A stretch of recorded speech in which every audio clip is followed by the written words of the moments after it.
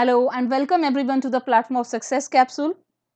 इस वीडियो में हम लोग डिस्कस करेंगे most advance Mars mission Perseverance rover which landed on Martian soil on 18 Feb 2021। इस वीडियो में हम लोग डिस्कस करेंगे की objectives, why it landed on Jezero crater, instruments on board, achievements till date in Mars science, current missions ongoing on Mars of various countries. Then the most interesting thing which is Ingenuity Mars helicopter, and what is the Indian touch to this Mars mission of NASA. This video will be very interesting. Please do watch it till the end. अगर आपने channel को subscribe नहीं किया तो please channel को subscribe कर लें. Please do press the bell icon so that as soon as we upload a video you get the latest notification. So let's begin our discussion.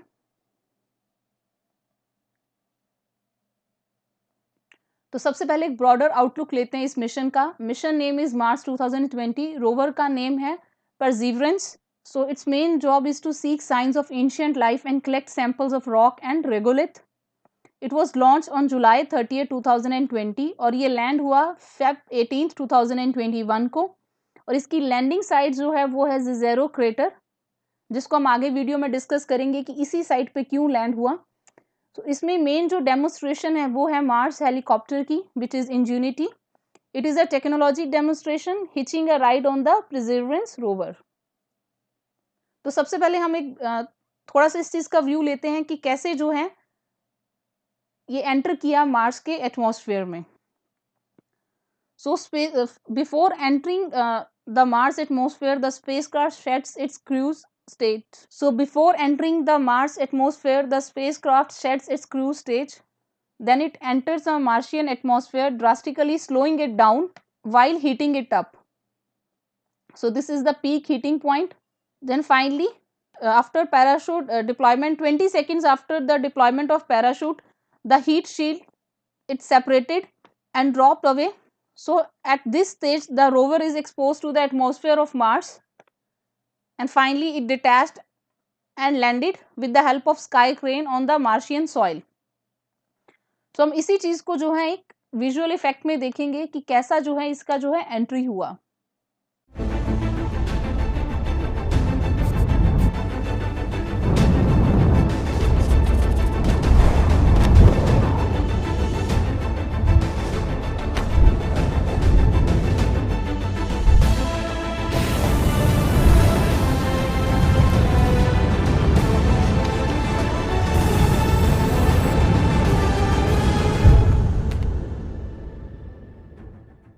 सो अब हम जो है इसके बारे में पूरी बात करेंगे कि मार्स मिशन था क्या और इसके जो है ऑब्जेक्टिव्स क्या थे.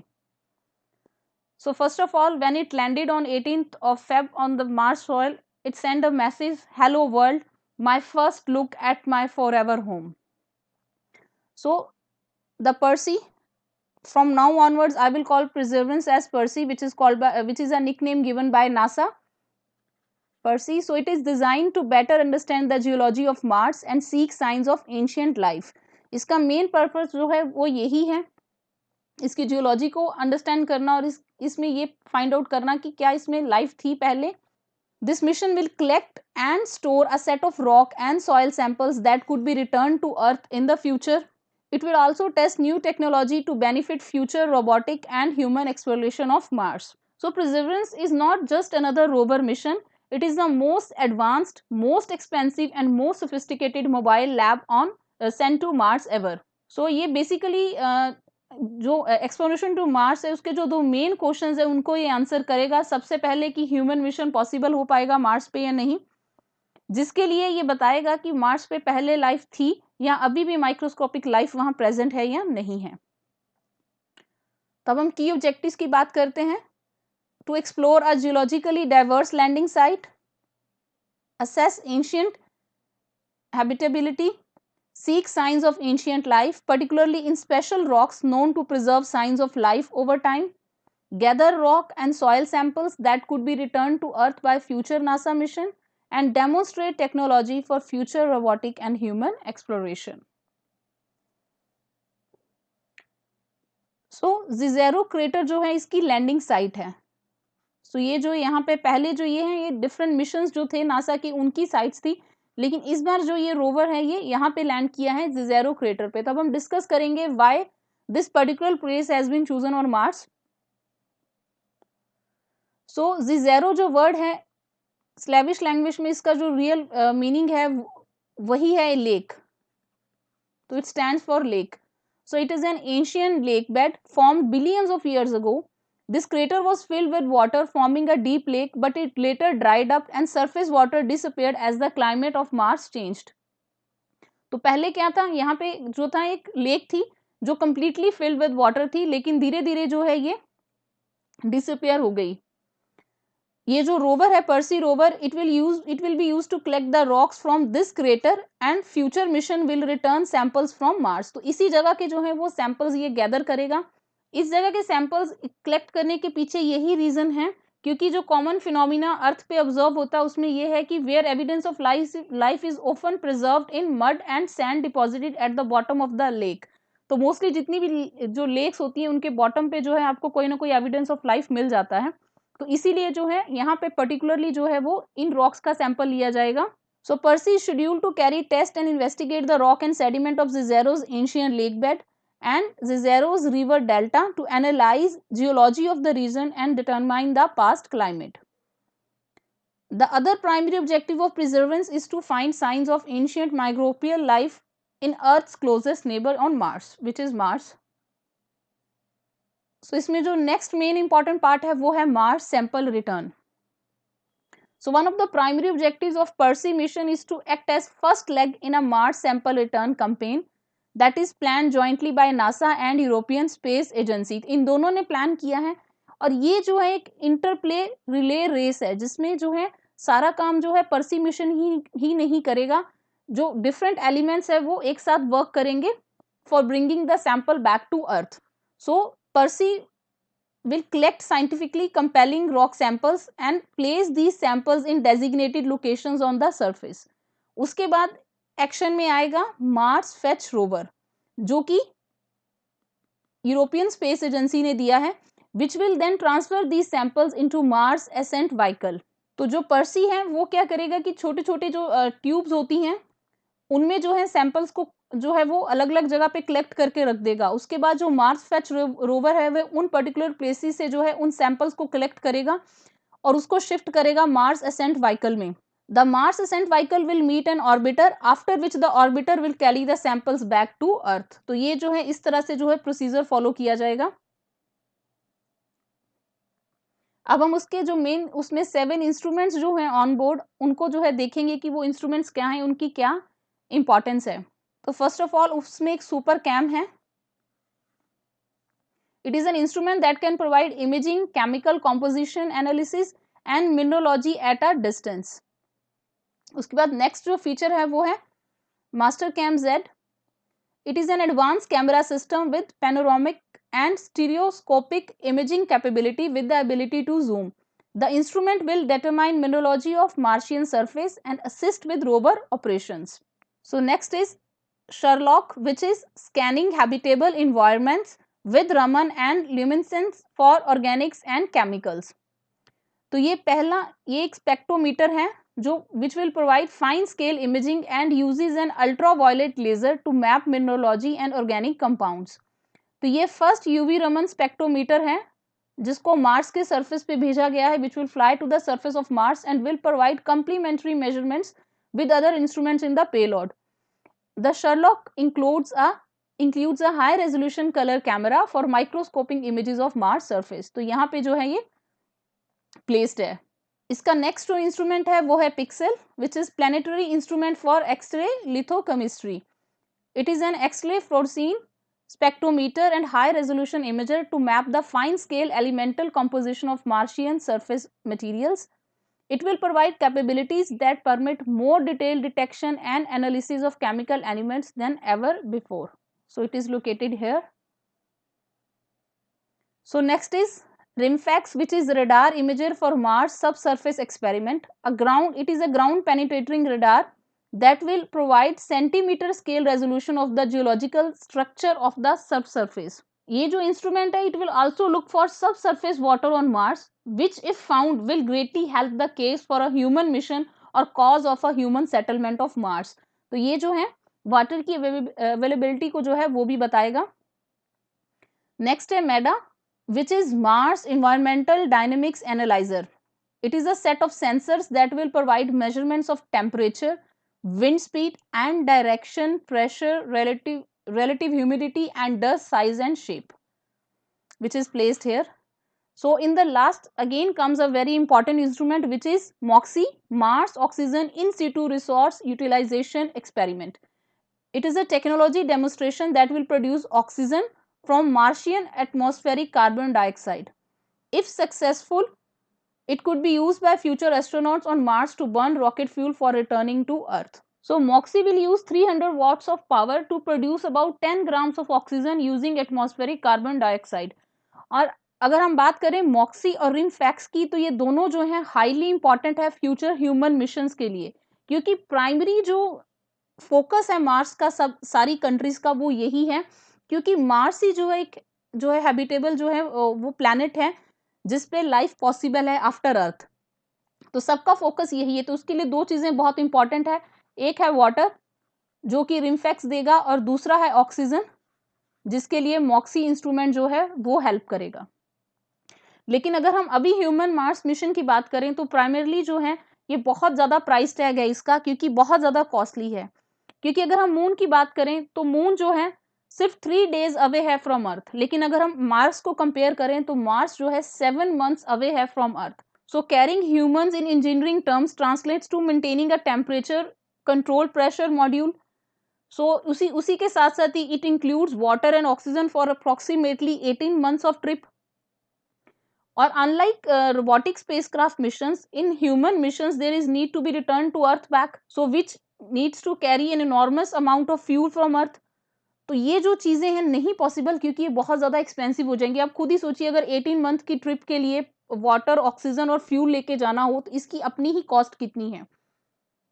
लेकिन इसी में जो है जो एलॉन मस्क है उनका जो स्टारशिप का जो प्रोग्राम है उनका जो है वो ये क्लेम है कि वो इस कॉस्ट को 90% तक जो है वो कम कर सकते हैं, जिसमें वो इनोवेशन यूज करेंगे like refuelling the spacecraft in orbit and manufacture of rocket fuel on Mars using materials that are found on Mars. लेकिन ये सब तभी पॉसिबल है जब ये वाले जो रिजल्ट्स हैं, जब ये सैंपल्स अर्थ पे आएंगे और इनको जो है एग्जामिन किया जाएगा, फिर ही पता चलेगा। देन इसके साथ और न्यू टेक्नोलॉजी क्या है, technology Percy will also test new technology for future robotic and human missions to Mars, which includes an autopilot for avoiding hazards called terrain relative navigation and a set of sensors for gathering data during the landing. Next is new autonomous navigation system which will allow the rover to drive fast in challenging terrain. As with Curiosity, Perseus baseline power system is a multi-mission radioisotope thermoelectric generator provided by US Department of Energy, और ये जो है heat को use करेगा from natural decay of plutonium 238 to generate electricity. अब next हम discuss करेंगे achievements in Mars science from 1970s till 2021। So this is a very interesting topic कि अभी तक जो है मार्स साइंस में कितनी अचीवमेंट हुई है। तो सबसे पहले बहुत सारे स्टूडेंट्स के मन में ये डाउट होगा या लिसनर्स के मन में ये डाउट होगा कि जो फर्स्ट मिशन टू मार्स था वो बाय नासा था, विच इज इनकरेक्ट। जो फर्स्ट मिशन टू मार्स था वो बाय सोवियत यूनियन था।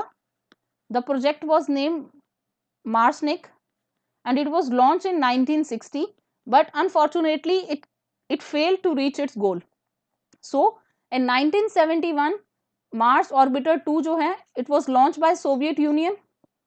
So this was the first human-made object on Mars.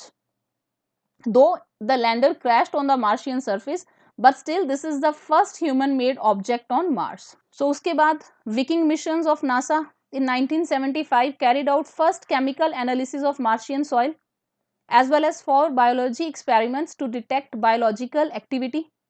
Though nothing conclusive was found out of it. उसके बाद भी 90s 80s में जो थे scientist they hypothesise that based on mineralogical composition and rock texture certain meteorites might have a source region in Mars.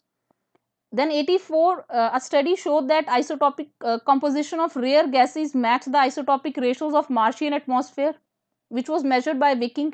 Then after that Earlier, till 20th century, Mars was considered to be a dry planet. लेकिन that changed in 2001 when gamma ray spectrometer on board of Mars Odyssey spacecraft detected hydrogen signatures that seem to indicate the presence of water ice on Mars. So यहाँ से जो था एक बिल्कुल ही जो है वो कॉम्पोजिशन चेंज होने से जो है वो व्यू पॉइंट भी चेंज हो गया कि मार्स पे जो लाइफ है वो एग्जिट करती है, वाटर आइस की प्रेजेंस से ये कंफर्म होने लगा. देन नासा का फाइनिक्स जो लैंडर है, it landed on Martian north pole in 2008. It studied the soil around the lander with its robotic arm and was able to establish without any ambiguity the presence of water on Mars for the first time. So first time in 2008 it was confirmed that there is presence of water on Mars. Then Curiosity, it landed on 26 November 2011. So this rover serves as the basis of Perseus mission, which carries different scientific instruments as we have discussed already. So the Curiosity rover, it carried an instrument which is called SAM, Sample Analysis at Mars, which contains a suite of spectrometers with the goal of detecting organic compounds on Mars. So it has a mass spectrometer that can measure not just elements but isotopes as well. So it made the fascinating discovery of large chain organic compound on Mars. तो इस journey से हमें ये चीज़ पता चलती है कि कैसे स्टेप बाय स्टेप जो है मार्स मिशन कहीं ना कहीं सक्सेसफुल हुआ, और अगर पर्सी अपने मिशन में कम्प्लीटली सक्सेसफुल होता है तो ये जो एक बहुत बड़ी अचीवमेंट होगी फॉर ह्यूमन बींग्स. सो अब हम बात करेंगे कि ऑलरेडी जो है कितने मिशंस जो हैं ऑलरेडी वहाँ पे ऑन गोइंग हैं. So there are currently 10 spacecraft from 5 different space agencies on Mars, जिसमें कि आप देख सकते हैं नासा से from US a lander Mars Insight, rover Curiosity and 3 orbiters MRO Mars Odyssey and Maven. India का मंगलायन 1 और यूरोपियन यूनियन का 2 ऑर्बिटर्स हैं Mars Express and ExoMars trace gas orbiter. The ExoMars rover will return rock samples from Mars. Then China's Tianwen 1. So it has a ground penetrating radar instrument to look for water under the Martian surface. So it will land on Utopia Planitia, a location with possible ancient groundwater deposits. तो ये जो है ये ground water को search करेगा. और नई country जो ऐड हुई है वो है यूएई. फर्स्ट टाइम जो है 2020 में यूएई जो है इन कंट्रीज में ऐड हुआ है मार्स एक्सप्लोरेशन के लिए. And it will seek to address the $1 billion question which is how and why Mars lost its atmosphere. So Hope mission जो है मार्स के लिए इसका जो है पर्पस यही है. कमिंग जो मिशंस हैं उनमें पर्सी जो है ऑलरेडी जो है वो लैंड कर चुका है, लेकिन जो टाइनवन 1 है ये अभी लॉन्च करेगा मई 2021. Then ISRO is also planning for Mangalyaan 2 and China will launch Tianwen 2 which will return rock samples from Mars. In addition, multiple flights of SpaceX Starships, first with cargo and finally with astronauts. So there are many more missions to Mars in 2021. अब हम बात करेंगे कि Y Mars. इतनी सारी countries जो है Mars की तरफ जा रही है, मार्स ही क्यों? Because it is a planet where life may have evolved in the past. So life evolved on Earth 3.8 billion years ago. Conditions on early Mars roughly around 4 billion ago were very similar to that of Earth. जैसे इसके Mars पे भी जो था thick atmosphere था which enabled the stability of water on the surface of Mars. If indeed conditions of Mars were similar to those on Earth, there is a rare possibility that microscopic life evolved on Mars. तो सबसे पहले reason यही है. Second है Mars is the only planet that humans can visit on inhabit in long term. क्योंकि अगर हम planets की बात करें तो वीनस और मर्करी जो है उनमें एक्सट्रीम टेम्परेचर्स हैं. 400 डिग्री जो है वहां तक जो है वो एवरेज टेम्परेचर जाता है, तो इम्पॉसिबल है ह्यूमन लाइफ के लिए. और अगर हम आउटर प्लैनेट्स की बात करें तो outer planet starting from Jupiter, they are made of gases not silicate और rocks and they are very cold. तो जो मार्स है यही जो है कंपैटिबल है in terms of temperature with approximate range of 20 degree Celsius to -1 to 125 degree at poles.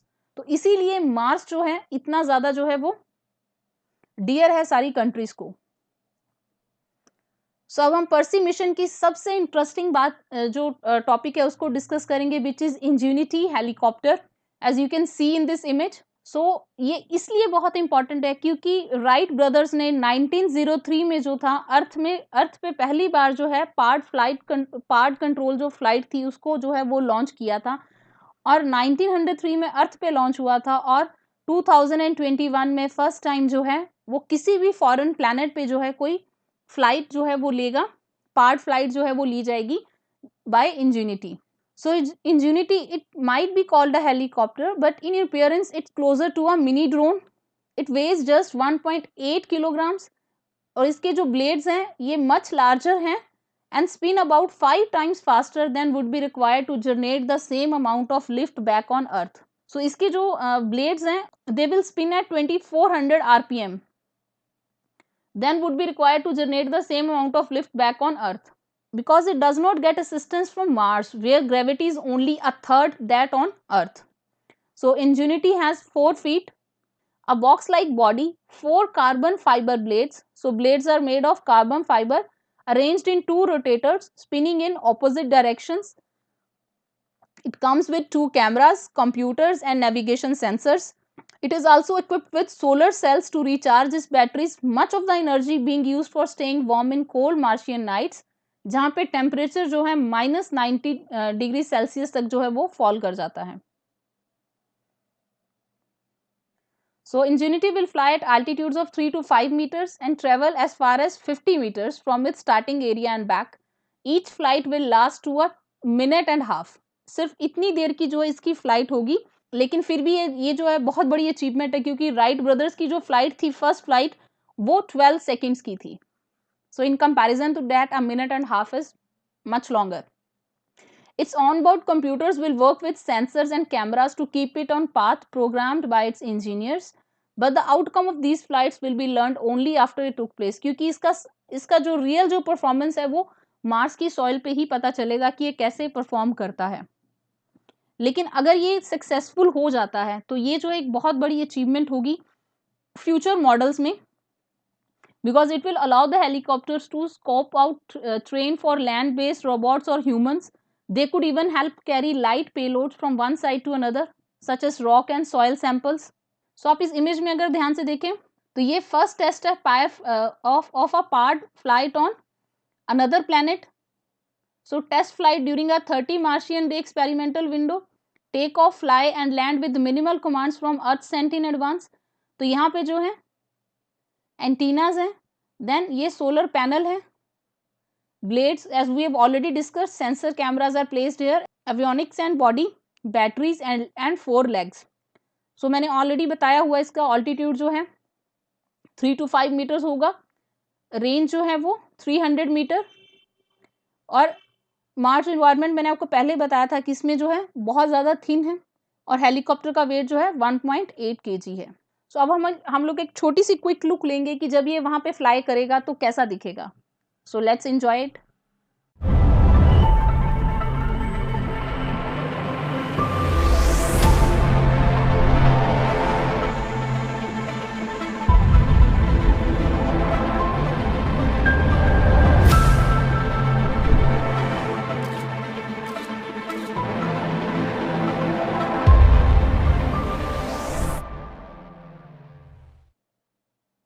तो अब हम बात करेंगे कि इसमें इंडियन टच कितना है. तो सबसे पहले अगर देखा जाए तो इसका जो इंजेन्यूटी हेलीकॉप्टर था, इसका जो नेम है वही एक इंडियन ओरिजिन की 13-year-old गर्ल ने किया है, वनीजा रूपानी ने, जिन्होंने एक ऐसे कॉन्टेस्ट में जो है रोवर का जो है वो नेम जो दिया था वो सिलेक्ट हुआ था.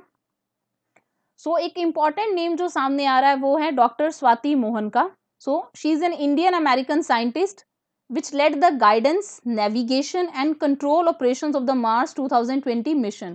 और जैसे मिशन टचडाउन हुआ सबसे पहले उन्होंने ही कंफर्म किया Percy is safely on the surface of Mars, ready to begin seeking the science of past life. So ये बहुत ज़्यादा जो है लाइमलाइट में है. 2 dozen of Indian scientists work on this mission, but this lady is very much in news. Over the course of her career with NASA, she has worked on various missions. Firstly, she worked on Cassini mission to Saturn, which is the 4th space probe sent to Saturn and first to enter its orbit, as well as another one is Grail. which is a lunar science mission to map interior structure of the moon. And she has been a mainstay with the Mars 2020 mission since its beginning in 2013. So this is a proud moment for India. So अगर हम बात करें इससे India को क्या benefit होगा, तो हमें पर्टिकुलरली कंट्री वाइज हम कैटेगराइज नहीं कर सकते, क्योंकि ऑल ओवर जितनी भी कंट्रीज एक्सप्लोरेशन में लगी हैं सबके लिए ही इक्वल बेनिफिट है, अगर हमें पता चल जाएगा कि वहां पे लाइफ पॉसिबल है या नहीं. सो आई होप आपने वीडियो को एंजॉय किया होगा, आपको वीडियो वैल्यूएबल लगा होगा. अगर आपको वीडियो वैल्यूएबल लगा है तो please do like, share and subscribe to our channel. Thank you for watching.